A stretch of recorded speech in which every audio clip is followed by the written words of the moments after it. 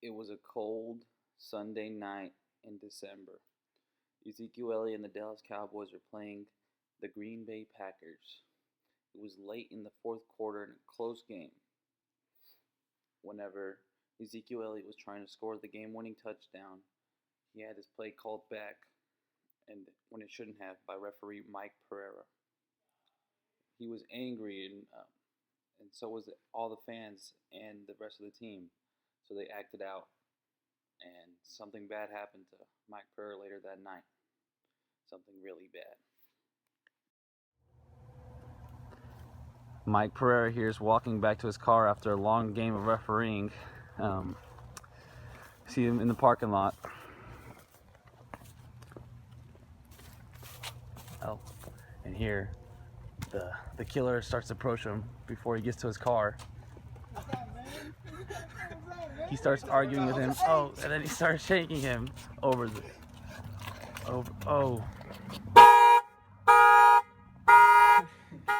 right, I'm Officer Brett Hunley with the Dallas Police Department. Yeah, I got a call from Cowboy Stadium, and there was reportedly a murder. A witness said they saw somebody, what it looked like one of the referees getting attacked in the parking lot. We believe there's a couple witnesses we have in custody, and we're going to be interviewing them. And basically what we believe happened was the referee was attacked after the game, going to his car in the parking lot, and we found multiple stab wounds. So we can come to the conclusion that he was attacked and stabbed multiple times and died there in the parking lot. Hi, I'm Russ Cole, lead detective for the case covering the murder of NFL referee Mike Pereira. At first it seemed it'd be a very hard case, but the amount of people he upset with the call.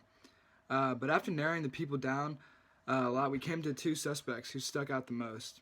First was Barry Bones, who was the diehard Cowboys fan who was heard yelling and going crazy after the call. He always had season tickets, attended every home game, and compared to other fans on another level. The other was Ezekiel Elliott.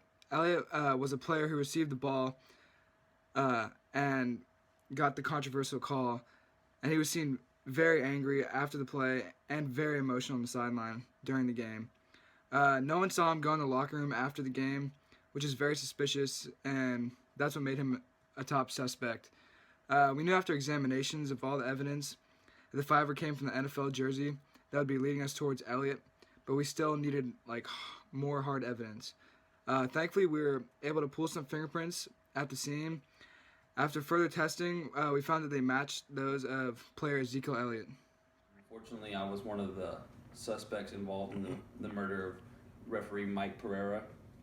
I was a suspect because I'm known for having a history of being violent, a violent diehard Cowboy fan, and they thought it was me because of some of the altercations I've had in the past with referees in the parking lot. But unfortunately for me, I had a good alibi and of being in another fight across the stadium at the time.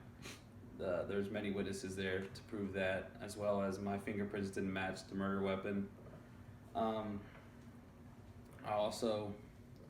did have fibers from a jersey, but they also weren't an NFL jersey like the one the real victim was wearing that night. So it's good to see that the murder put away, and I'm glad it wasn't me. Hello, I am forensic analyst Andy Ray, and I was lucky enough to work with such an excellent lead detective like Russ Cole.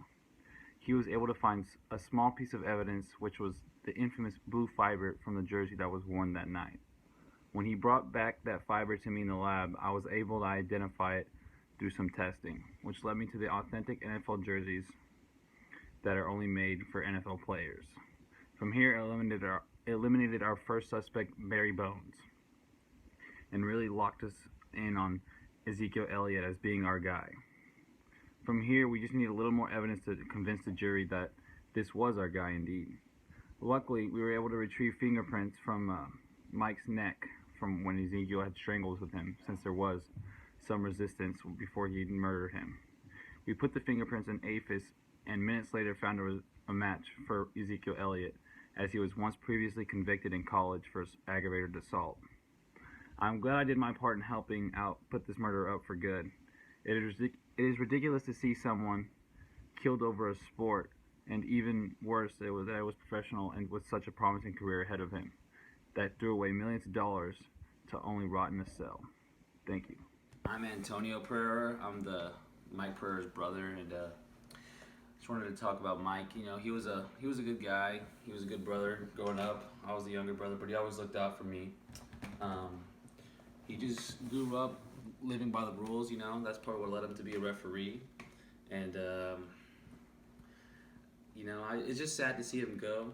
A lot of people talk about how there's all the controversial calls he might have had, like, that they're always against the Cowboys, but I don't think he ever had a bias against the Cowboys. I mean, he grew up an Eagles fan, you know, they're rivals and all, but I don't think he ever had bias with the Cowboys, and I think it's sad to see them get killed over a call. You know, that's probably why people do hate the Cowboys, because they do stuff like this and, you know, take it out on the referee. You know, but it's good to see the murder locked up, and can't wait to see what happens next.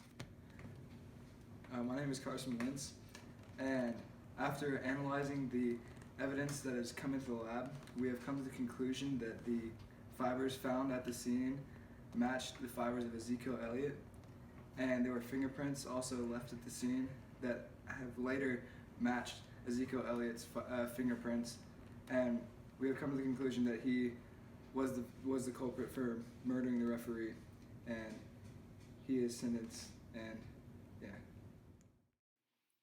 It is sad to see a soul taken away over a sport, a game, but unfortunately stuff happens, and all we can do is move on. But it is even more sad whenever it is a professional football player who has such a promising career and throws away millions of dollars, all just to rot in jail. And now, instead of living a great career and being known for great things, he's going to be known for being a criminal and murdering a referee. So rest in peace, Mike Pereira. And I hope Ezekiel Elliott learns his lesson